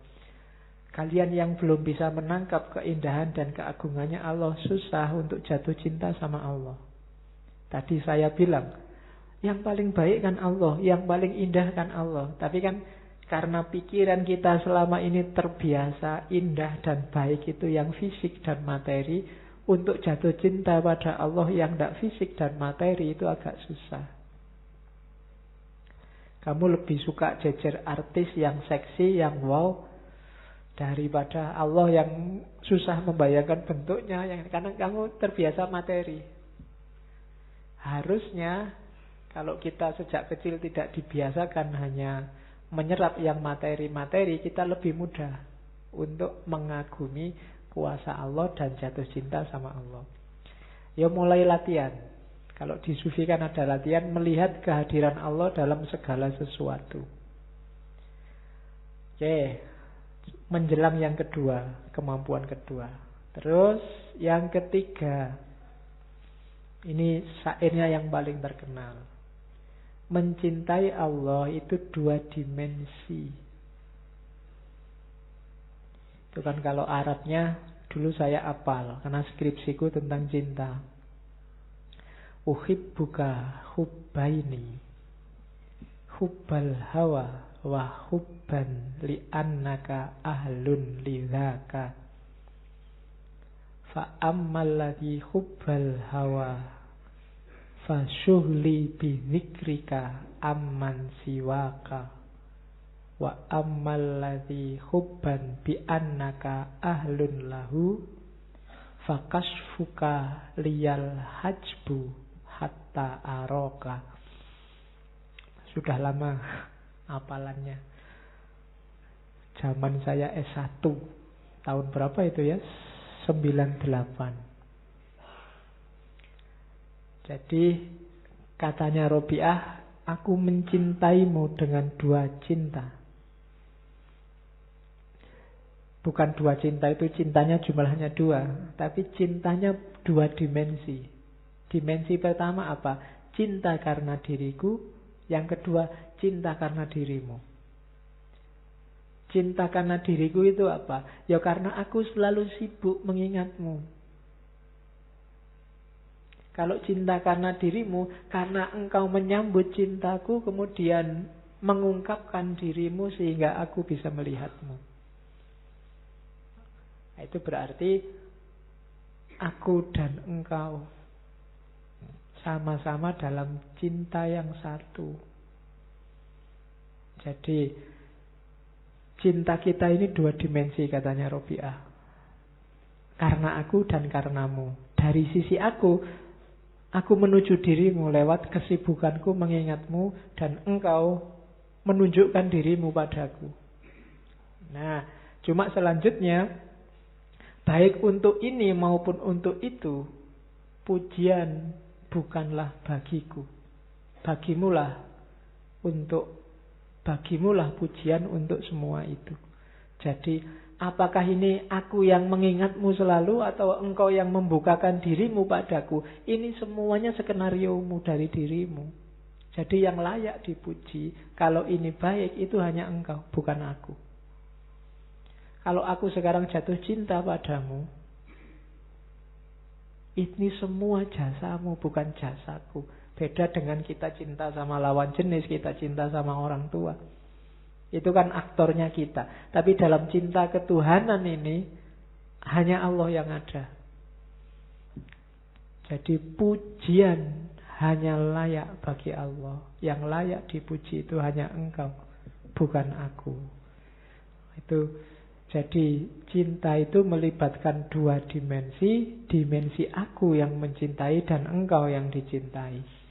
Cuma dua dimensi ini sebenarnya hakikatnya skenario dari engkau yang dicintai, yaitu Allah. Maka yang layak dipuji hanya engkau ya Allah, bukan aku. Jadi maksudnya Robiah, aku tidak akan membangga-banggakan bahwa ini loh aku sufi, mencintai Allah. Kalau berdoa nangis-nangis, jamaah aku nangis kabeh kalau dengerin aku doa. Tidak begitu. Yang layak dipuji hanya engkau dalam kisah cinta ini, bukan aku. Nah, itu maksudnya Robiah dengan dua dimensi cinta. Terus, nah, manusia katanya Robiah, kenapa sih harus masuk ke Allah lewat cinta? Karena hanya lewat jalur cintalah kita bisa membuka hijab yang merintangi kita sama Allah. Jadi katanya Robiah, Allah menutup hati makhluknya dengan hijab yang halus. Para ulama terhalang karena keluasan ilmunya. Para zahid terhijab karena amalnya. Dan para hukama tak mampu menembus karena kehalusan hikmahnya. Jadi kesibukan dunia kita itu adalah ujian dari Allah, yang menghijab kita justru dari Allah. Jadi Allah menguji cinta kita padanya itu dengan hijab-hijab ini. Sehingga kadang-kadang kita terlena oleh hijab-hijab ini. Pandangan kita tentang Allah terhalangi. Kita ngerti tentang Allah dari ilmu kita. Akhirnya kita dalam tanda petik menyembah ilmu kita. Kita memahami Allah dari buku-buku filsafat. Kemudian kita konsepkan Allah sesuai filsafat kita. Dan konsep itulah yang kita sembah. Kita tidak merasakan Allah, tapi kita mempertuhankan konsep kita tentang Allah. Itu yang dikritik oleh Robiah. Itulah hijab. Kita harus menghilangkan hijab-hijab ini. Kita rasakan langsung Allah. Kan sering ya teman-teman mengkritik, jangan-jangan yang kita sembah bukan Allah, tapi konsep kita tentang Allah. Mungkin memang begitu resepnya Robiah, maka jangan berhenti di konsep. Alami dan rasakanlah Allah dalam hidupmu. Para ulama sering terhijab oleh ini, oleh ilmunya. Orang-orang zahid kadang terhijab oleh amalnya. Fokusnya hanya pada sholat malamnya, loh saya ngaji tiap hari, loh saya. Fokusnya ke situ. Seolah-olah kalau sudah itu sudah selesai. Kalau para hukama ini ahli fikih, ahli hukum, terhijab oleh hikmahnya. Para filosof itu juga terhijab oleh hikmahnya, terpesona oleh keindahan konsep-konsepnya, sehingga terhalang dari Allah. Maka jadilah orang arif, kayak tadi saya jelaskan. Orang arif yang pengetahuannya lewat rasa, intuisi, langsung nyambung dengan Allah. Kalau kita langsung nyambung sama Allah, nanti Allah akan menempatkan kita dalam cahaya cintanya. Relasinya namanya mahabbah. Tidak lagi berjarak, tidak terhijab oleh konsep, tidak terhijab oleh amal, tidak terhijab oleh hikmah. Kita langsung merasakan Allah dalam hidup kita. Itu cirinya mahabbah. Terus, nah, ini sebenarnya syair yang diucapkan oleh Robi'ah setelah banyak orang melamar dia dan semuanya ditolak. Kenapa? Karena fokusku sekarang hanya Allah saja. Sudah cukup bagiku Allah. Jadi Robi'ah saat itu berceramah, saudara-saudaraku, kholwat merupakan ketenangan dan kebahagiaanku. Aku ini merasa puncak, merasa bahagia luar biasa dalam kholwat. Mohon maaf, sudah tidak menerima lowongan suami lagi. Iya. Jadi aku sudah asik sama Allah. Katanya Robi'ah, kekasihku selalu di hadapanku. Tak mungkin aku mendapat penggantinya. Aku sudah ngerti bener indahnya, dahsyatnya kekasihku yang satu itu. Jadi aku tidak akan nyari lagi. Bahkan katanya Robi'ah, cintanya pada makhluk itu cobaan bagiku. Ini namanya cemburu. Mbok kekasihku itu milikku saja, tidak usah mengasihi yang lain. Tapi dia ini sangat maha penyayang, maha pengasih. Maka itu cobaan bagiku. Dialah tujuan hidupku. Nah, oh hati yang ikhlas, oh tumpuan harapan, berilah jalan untuk meredam keresahan. Oh Tuhan, sumber bahagia dan kehidupan, kepadamu saja kuserahkan hidup dan keinginan. Kupusatkan seluruh jiwa ragaku demi mencari ridhomu. Jadi, enggak punya suami aku enggak gelisah, enggak punya apa-apa aku enggak galau. Yang bikin aku galau cuma satu, ridhomu. Kamu ridho enggak ya padaku? Apakah harapanku akan terwujud? Jadi satu-satunya yang difokusi oleh Robi'ah itu hanya Allah ini kira-kira ridho enggak kalau aku gini ya. Jadi bukan lagi urusan suami, bukan lagi urusan kekayaan. Meskipun miskin luar biasa, banyak hartawan yang ingin bantu. Ada cerita seorang hartawan ingin bantu Robi'ah, cuma takut karena dia tahu pasti ditolak. Akhirnya melalui sahabatnya Sufi, namanya Sufyan Tsauri. Pak Sufyan, mbok tolong saya ingin bantu Robi'ah, cuma Robi'ah ini mesti tidak mau. Mbok sampean yang ngomong. Sufyan Tsauri, ya sudah coba tak bantu. Bilang, Mbak Yu Robi'ah ini loh, saya kesini. Sebelum Sufyan Tsauri ngomong, ada apa sih? Apakah ada yang mau ngasih bantuan aku? Ya, ada hartawan itu yang mau ngasih bantuan sampean. Kan kelihatannya sampean hidupnya kok susah gitu. Jawabannya Robi'ah tidak jawab. Gini aja deh, kamu ngerti toh kira-kira aku jawab apa? Iya sih. Ya sudah. Jadi akhirnya nggak jadi, sudah nggak jadi dibantu. Oke, jadi ada cerita lagi satu ketika Robi'ah ini punya puasa. Dia merasa nanti maghrib buka puasa, aku masih punya bawang satu untuk buka puasa. Jadi buka puasanya pakai bawang. Begitu maghrib mau buka puasa ke dapur, loh bawangnya kok ndak ada. Ya sudahlah pakai air aja. Tiba-tiba ada burung lewat jatuh, bawa bawang satu dijatuhkan di depan Robi'ah. Robi'ah lihat bawang itu, ndak usah, nanti tipuan, nanti aku jadi manja. Pingin opo-opo langsung datang. Kalau kamu kan seneng, bayangkan tiba-tiba datang. Tapi kalau Robi'ah ndak.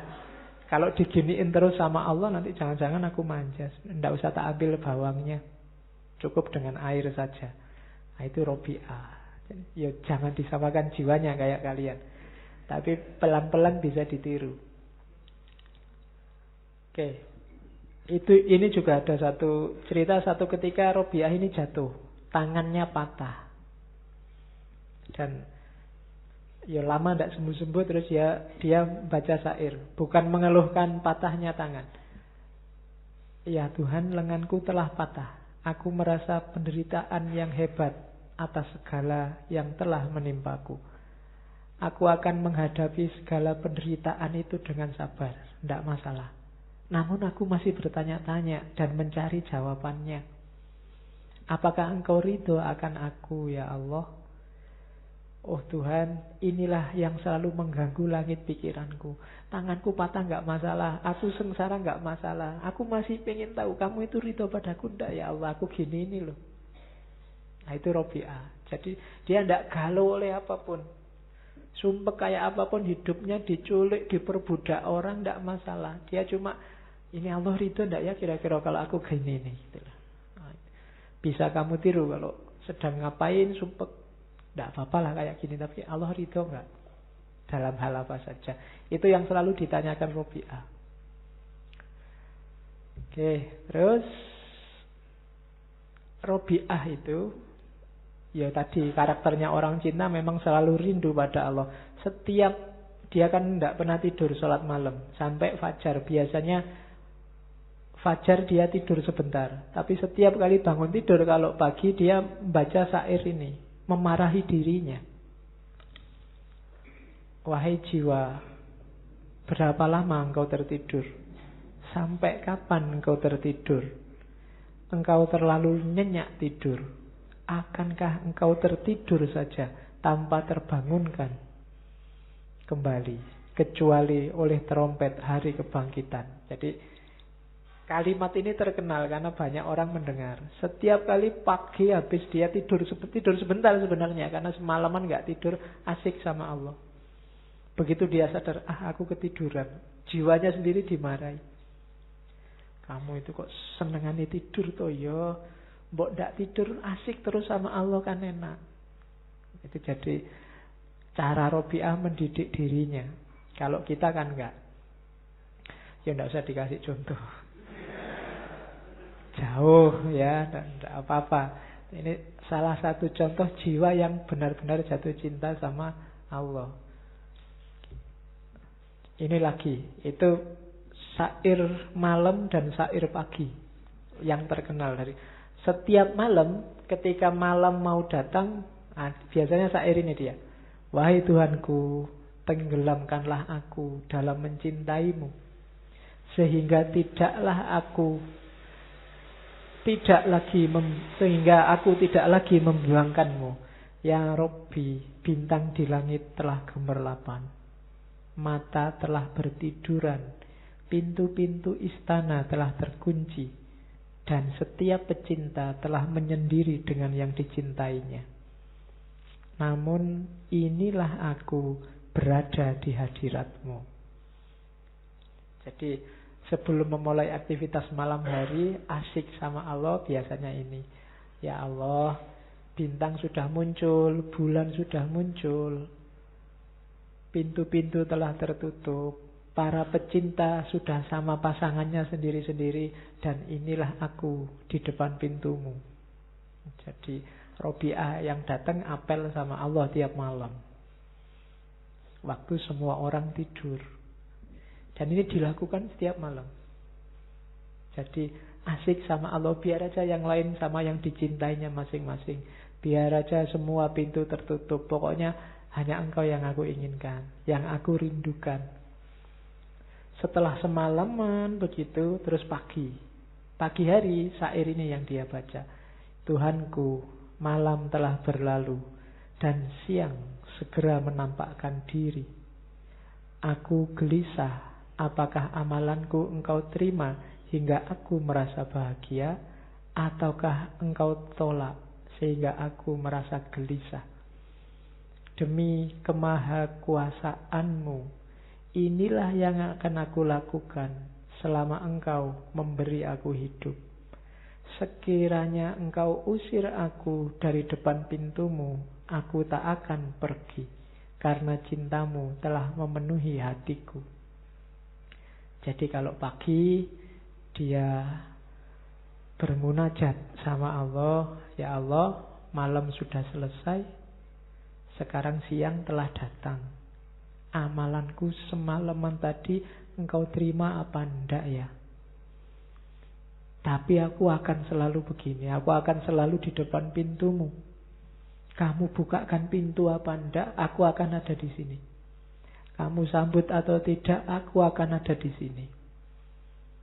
Karena aku sudah terlanjur jatuh cinta denganmu. Nah, itu Robi'ah. Jadi 24 jam hidupnya hanya untuk Allah. Kerinduan yang tiada henti pada Allah. Terus, ya ini syair yang lain. Ku jadikan engkau teman bercakap dalam hatiku. Tubuh kasarku biar bercakap dengan yang duduk. Jisimku biar bercengkrama dengan handai tolanku. Isi hatiku hanya tetap engkau sendiri. Ya, biar aja fisikku ketemu orang lain ngobrol, jasadku ketemu tetangga-tetangga, ketemu sanak saudara. Tapi hatiku tidak akan kemana-mana, hanya bersamamu. Nah, itu Robi'ah. Terus, buah hatiku, hanya engkaulah yang kukasihi. Ampunilah para pendosa yang datang ke hadiratmu. Dia tidak mendoakan dirinya, mendoakan selain dirinya. Kalau ada orang berdosa datang kepadamu, ampuni saja. Tapi aku tidak akan mohon ampun. Karena engkaulah harapanku, kebahagiaan dan kesenanganku. Hatiku telah enggan mencintai selain dari dirimu. Jadi, engkau marah padaku tidak apa-apa, asal jangan pergi dari aku. Nah, itu Robi'ah, sama Allah. Terus, ya kelihatannya kok berat ya. Bisa dicoba, jatuh cintalah sama Allah. Ini yang salah satu yang terkenal. Ya Allah, apapun yang akan engkau karuniakan padaku di dunia ini, berikan pada musuh-musuhmu. Kasih pada orang kafir, orang murtad, orang kurang ajar. Kasih ke mereka. Yang mau kamu kasihkan padaku di dunia. Dan apapun yang engkau karuniakan padaku di akhirat, kasih pada sahabat-sahabatmu. Kasih pada para ulama, para wali, orang-orang soleh yang kau cintai. Aku tidak butuh apa-apa. Karena engkau sendiri cukuplah bagiku. Nah, itu Robi'ah. Oke, jadi Allah saja yang kuinginkan. Cukup pahala-pahala kasih pada orang yang kau cintai ya Allah, pada sahabat-sahabatmu. Derajat tinggi, barang duniawi, materi yang mungkin kau berikan padaku di dunia, kasih pada musuh-musuhmu. Aku tidak butuh itu semua, aku hanya butuh engkau.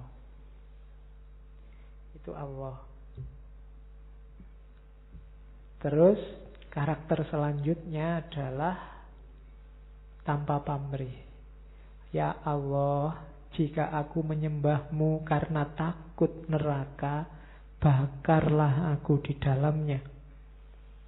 Dan jika aku menyembahmu karena mengharap surga, campakkan aku darinya.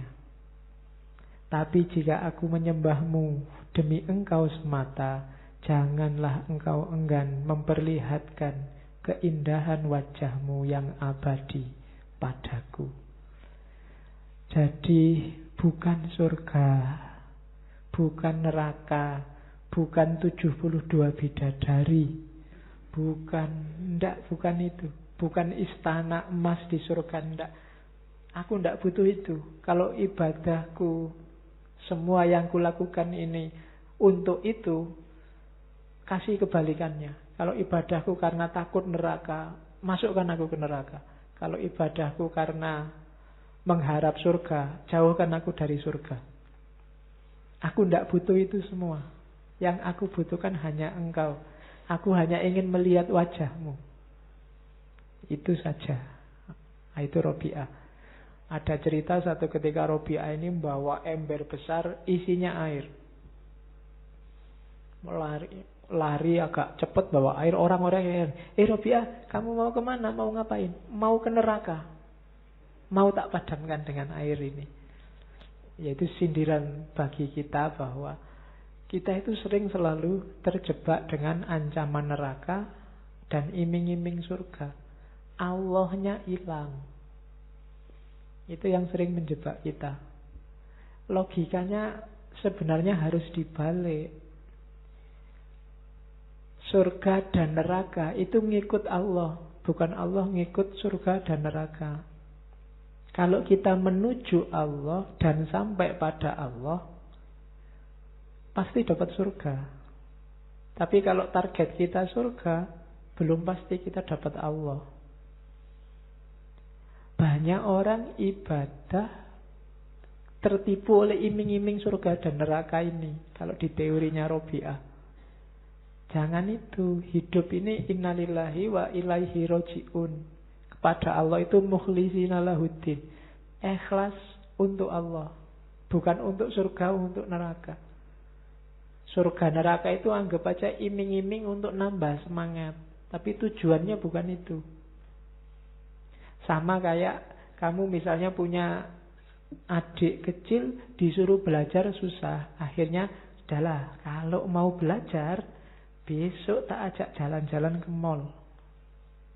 Tujuannya kamu belajar kan pinternya, bukan jalan-jalan di mallnya. Tapi anak kecil ini, yang dia pikir jalan-jalan di mallnya tidak masalah. Tapi kan nanti akhirnya dia pinter. Awalnya surga dan neraka mungkin pakai logika ini. Jadi mungkin dulu orang susah. Zaman Nabi kalau marilah kita menyembah Allah, ikhlas, tidak usah mikir imbalan. Mungkin tidak ada yang mau. Tenang aja, besok di surga dapat rumah gratis. Terus ada kolam susu, kolam madu, ada bidadari berpuluh-puluh, diajak perang susah. Ayo kita jihad. Kalau meninggal langsung disambut 72 bidadari loh. Wah iya ini kan dulu kamu semangat. Yang dipikir lumayan 72, 2 bulan lebih itu bisa gonta-ganti pikiranmu kan ke situ. Ya kan? Padahal Robi'ah enggak. Jangan ketipu dengan itu. Nanti ikhlasnya hilang. Maka Robi'ah mungkin gemes sama kita. Kok bolak-balik orang ditakut-takutin neraka tuh dia bawa ember besar. Mau kemana Robi'ah? Tak padamkan aja nerakanya. Biar orang tidak ibadah karena takut neraka. Nah itu, jadi tidak ada pamrih apa-apa selain dia, selain Allah. Terus ciri mahabbah selanjutnya dalam Robi'ah adalah tidak mengharap apapun. Hanya menerima saja, tidak usah minta-minta. Satu ketika dia sakit, Sofyan Sauri datang, Robi'ah, kamu itu kan dekat sama Allah. Ya mbok berdoa biar sembuh. Terus Robi'ah bilang, sakit ini dari siapa? Ya dari Allah. Berarti kan Allah menginginkan aku sakit. Kalau aku dapat sesuatu dari yang aku cintai, ya aku nikmati no. Itu Robi'ah. Jadi itu kalimatnya selanjutnya ini. Aku ini hanya hambanya. Apa hakku untuk menginginkan sesuatu? Kalau aku menginginkan sesuatu, sedangkan Allah tidak menginginkannya, maka kafirlah aku. Susah ya. Jadi jangan menginginkan sesuatu yang tidak diinginkan oleh Allah. Maunya Robi'ah. Kalau kamu kayak gini berarti melawan Allah. Apa terus kalau sakit nggak diobati, Pak? Ya diobati. Tapi tetap dengan logika, kalau Allah yang ngasih sakit, Allah yang ngasih kesembuhan. Tidak harus kamu marah-marah sama Allah. Kenapa saya dikasih sakit? Tidak usah. Tidak ada mengeluhnya. Tidak harus protes, tidak harus komplain. Diterima saja. Ini orang jatuh cinta. Kayak kamu sama pacarmu waktu ulang tahun tiba-tiba kamu disiram sama telur. Ya kan? Kamu kan nggak komplain. Kenapa? Kamu cinta. Tapi bukan berarti telurnya terus nggak dihapus-hapus sampai sore. Ya, nggak diprotes, tapi ya terus dibersihkan. Sakit ya diobati, tanpa mengeluh, tanpa komplain. Apalagi marah-marah. Ya Allah, gimana sih? Saya itu kan orang soleh, rajin. Kok ya dikasih sakit? Kan enggak begitu. Jadi, enggak. Malah istilahnya Robiah ekstrim. Kalau aku menginginkan sesuatu yang berbeda dengan keinginannya Allah, maka kafirlah aku. Yang dikafiri apa? Kufur atas apa? Kufur atas pemberiannya Allah. Semua kan Allah yang memberi. Kamu sehat, kamu sakit, kulitmu mulus apa kasar, putih apa hitam, rambutmu keriting apa lurus, itu kan pemberiannya Allah. Jangan komplain, Pak, saya kok lahir di Indonesia ya Pak, akhirnya pesek hidungnya. Coba lahir di India, mungkin hidungnya lebih panjang. Nah, itu namanya komplain. Allah sudah menghendaki itu, ya sudah. Kan kamu sering mengeluh gitu. Coba kemarin saya anaknya Jokowi, Pak. Nah, iya kan. Kamu protes. Enggak. Allah sudah menginginkan itu, ya sudah. Diterima saja, disyukuri. Kalau enggak, karena lawannya syukur itu kan kufur. Kalau kamu enggak terima, itu namanya kufur. Kenyataannya memang sudah begitu. Mau gimana? Kamu jago siapa, yang jadi kok malah siapa? Ya sudah, berarti Allah menghendaki itu. Ya bukan berarti terus kalau kamu tidak setuju diam saja. Ya kayak sakit tadi loh. Ya diobati, tapi tanpa harus komplain, tanpa harus protes. Yang paling bagus apa? Engkau harus menginginkan segala sesuatu yang diinginkannya. Sesuatu agar engkau menjadi hambanya yang sejati. Semata-mata agar engkau menjadi hambanya yang sejati.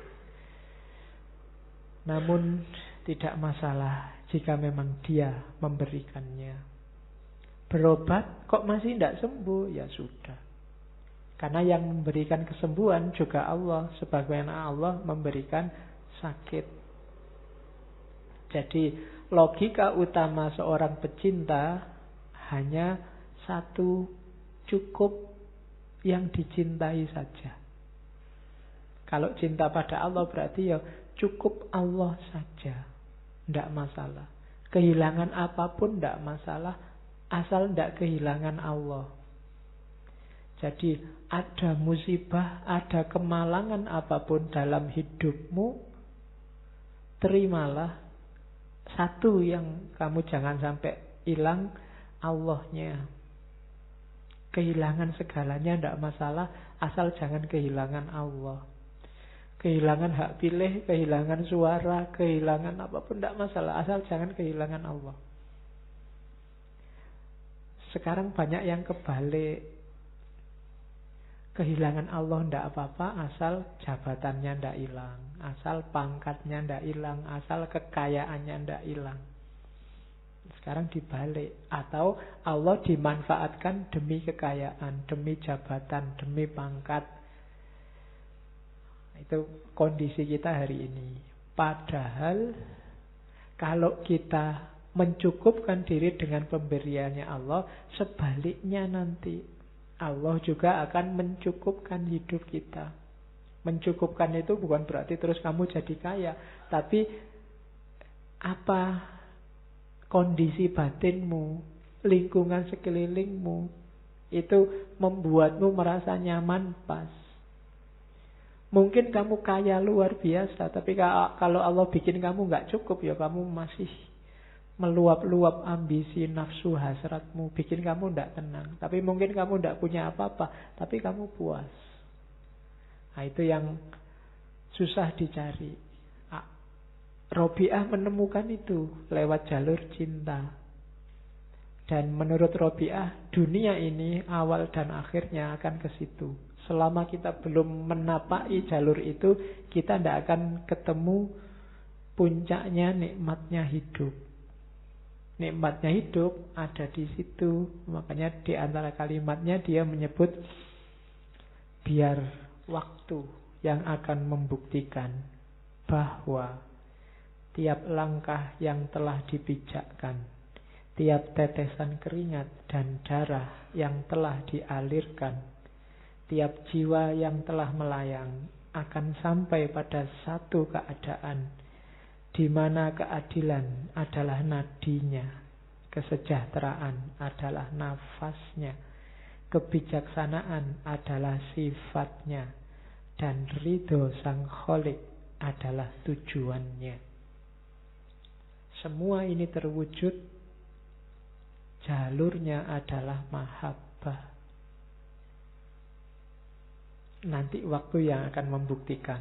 Dengan mahabbah, semua kecapean, keringat yang menetes, darah yang mengalir, langkah yang dipijakkan akan membuahkan keadilan, kesejahteraan, kebijaksanaan, dan ridho dari Allah. Di luar jalur itu kita tidak akan ketemu kebijaksanaan, kita tidak akan ketemu keadilan, kita tidak akan ketemu kesejahteraan. Maka Robi'ah menyarankan jangan lupa mahabbah. Oke. Alhamdulillah. Itulah prinsip-prinsip mencintai Allah dalam pikirannya Robi'ah al-Adawiyah. Gaya Robi'ah ini akan mewarnai hampir semua sufi abad ke-7 ke-8, termasuk tokoh sufi minggu depan, Jalaluddin Rumi. Oke ya, saya kira itu sudah pas jam 10. Kurang lebihnya mohon maaf. Semoga ada yang bisa diambil dari ngaji malam ini. Anggap saja ini semacam benchmark untuk hidup kita. Yo, insya Allah masih berat kalau full kayak Robi'ah, tapi pelan-pelan diusahakan ke situ. Ya memang kesadaran kita itu kadang naik, kadang turun. Kadang jauh, kadang dekat. Kadang tinggi, kadang rendah. Tidak masalah, manusiawi. Cuma begitu kita sadar kok kesadaran kita rendah, kesadaran kita turun, cepat-cepat kita balik lagi, kembali lagi. Kayak sholat itu loh, kadang khusyuk, tengah-tengah lupa. Tapi begitu sadar kalau ini sholat, kembali lagi cepat. Jiwa itu lama-lama akan terlatih. Tapi kalau kamu sadar kesadaranmu sedang rendah, kamu biarkan saja, ya jiwamu akan terlatih dalam kesadaran rendah. Tapi kalau kamu sadar, Pak, wah ini sedang loyo ini, religiositasnya, spiritualitasnya sedang turun, cepat-cepat kamu kembali, nanti jiwamu akan terbiasa, akan jadi habit. Kadang-kadang tanpa kamu sengaja, begitu kamu jatuh, jiwamu akan kembali lagi ke atas. Tapi kalau enggak kamu habitkan, enggak kamu biasakan, ya enggak akan naik kesadaranmu. Cirinya itu. Jadi tidak masalah kadang sadar kadang tidak.